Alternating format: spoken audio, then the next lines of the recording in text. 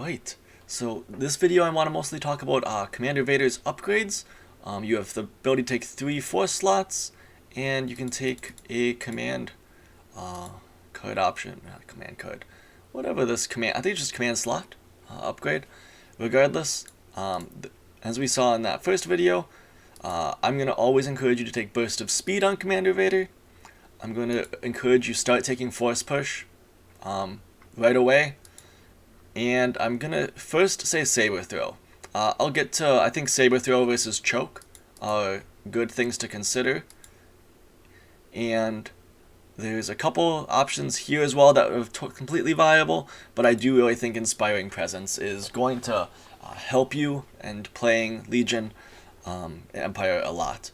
So, starting with the Force abilities though, let's go with Burst of Speed.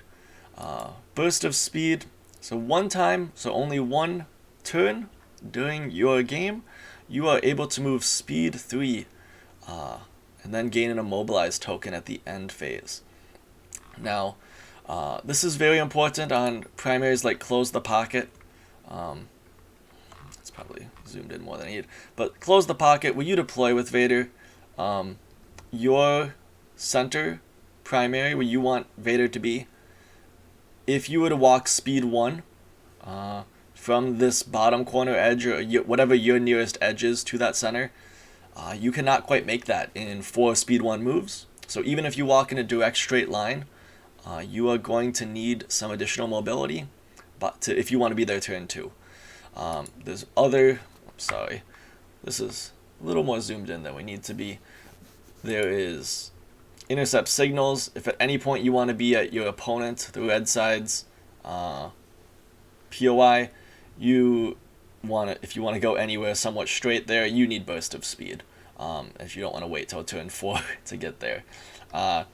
Really, Burst of Speed just really takes up one of your big disadvantages of playing Commander Vader. You're really one of the only, besides Yoda, expensive heroes at this point that has Speed 1. So really, it's not the end of the world. It's overplayed. Initially, it feels bad, but really think of it, you move 4 inches instead of 6 inches each time you move. Obviously, that's not ideal, but you do have Relentless, so you can make 2 Speed 1 moves. Now you're moving 8 inches, and that's a pretty decent bubble around you. You can still do attacks. You have Force Push to be able to pull things, or, yeah. I'll admit I'm not a huge fan of using Force Push to pull things towards me. Really, my dream is I only ever spend Force Push to push units out of melee and that the rest of my army can shoot, and to push them off POIs. But regardless of that, Force Push is 40 points. Probably your next mandatory along with Burst of Speed. Force Push, at first when I started playing, really wanted to push against, wasn't taking it. It's 40 points. Just decided that was too expensive. That's almost a full core unit. I'll just take an extra core unit. Really, Force Push is so invaluable. This is a game where you win on victory points, and that usually is determined by who's on a POI. And being able to push units off of a POI is just such a strong ability. It really changes the numbers game.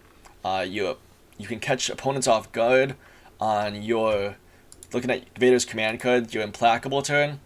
You get to activate twice. That means you get to Force Push twice. Vader's Might allows you to reposition a unit. So between Vader's Might and Force Push, you're moving 2 units. So that's 2 whole turns of the game where you get to change the math significantly. You think of Force Push twice and kill a unit, that's changing the number of units on a POI by 3. Your opponent is not going to always account for that appropriately. No doubt, Force Push really does pay for itself, and once you put in the reps and practice with it, you're going to struggle to ever not want to take Force Push. Now, your 2 offensive force powers that I'd recommend here then are Force Choke. For 10 points, you're allowed to kill a miniature, individual mini, it's one single wound, within range 1 of you. It's very useful. I played it a long time. Actually, I played it the first 6 to 7, 8 months. I know I took it to Adepticon. It feels so good into high value units, and it feels really bad if you never get to use it. It doesn't feel that bad. It's only 10 points. But regardless, it feels really good into Arcs. It feels really good into Mandalorians. Those expensive special forces, when there's only a few bodies, every single commandos, Republic commandos, they feel exceptional force choking them. And I think it's completely viable, especially if you really love choke and you are playing Vader. I understand you think it's fun to pretend you're him. You do that, but yeah, choke is good. You can win games with choke. You're gonna especially like it if your opponents play Republic. I just find that because I struggle, really the meta currently, because droids and rebels are very strong in this game, and rarely do you have as good of opportunities to choke opponent units, though Mandalorians are improving for rebels. But what I'm saying, I really think that you should consider, instead of choke, I think saber throw. I used to be pretty anti-saber throw. You get to throw half your melee pool, so you get to throw your 3 red. You still get to keep your impact 3, pierce 3.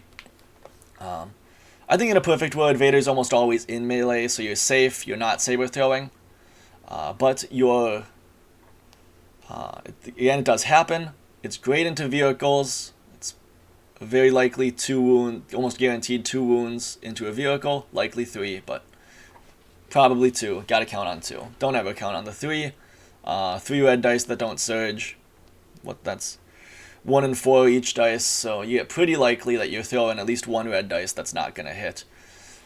But saber throw, because first off, it's cheaper than choke. It's only 5 points, and it really just, because it's range 2, that's very far. It allows you on your turn 1 for most deployments. Very likely, if you make your 2 speed 1 moves from the edge, you're going to be roughly here. I mean, range 2 is not quite to the opponent's POI, but you're really setting yourself up to almost guaranteed use it next turn. You can probably just walk straight to the POI, but really saber throw just, it allows you to not be as aggressive.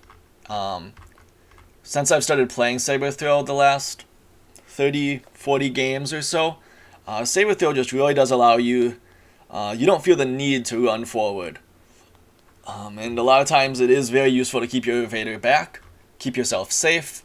You have Relentless, you can peekaboo outside of behind terrain.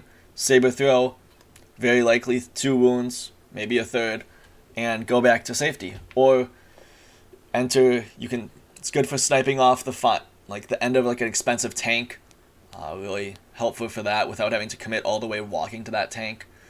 Your opponents are going to keep tanks away from Vader because they don't want to deal with that. But I think that's enough about saber throw.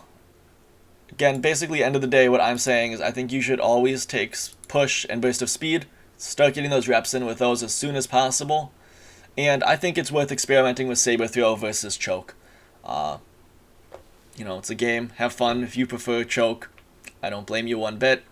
You are only Master of the Force 1, so you do run into the issue that sometimes you end up having to recover to get it, and that's really, I only find doing that on my Implacable turn. There's a couple other times. If you're already in melee on a POI, sometimes recovering is okay, but it doesn't feel great. Saber throw takes away that problem you have, and then you're just going to always refresh force push at the end of your turn. And finally, we get to Inspiring Presence.